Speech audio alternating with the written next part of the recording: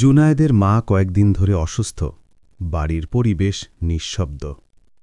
জুনায়েদ চোখ নামিয়ে বলল, মা, তুমি ভালো হয়ে যাবে, তাই না? মা ম্লান হাসে, ইনশাল্লাহ বাবা। রাতে সবাই যখন ঘুমায়, জুনায়েদ চুপচাপ মসজিদে যায়। জুনায়েদ বলল, ইমাম সাহেব, আমি কি একটু দোয়া করতে পারি? ইমাম সাহেব বললেন, অবশ্যই বাবা, আল্লাহ সব শোনেন। জুনায়েদ 2 হাত তুলে দোয়া করে, আল্লাহ, আমার মাকে সুস্থ করে দাও, তাকে আবার হাসতে দাও, আমি তোমার ওপর ভরসা করি। একটি শিশুর দোয়া সরাসরি আকাশে পৌঁছে যায়। জুনায়েদ ঘরে ঢুকে দেখে মা বিছানা থেকে উঠে বসেছেন।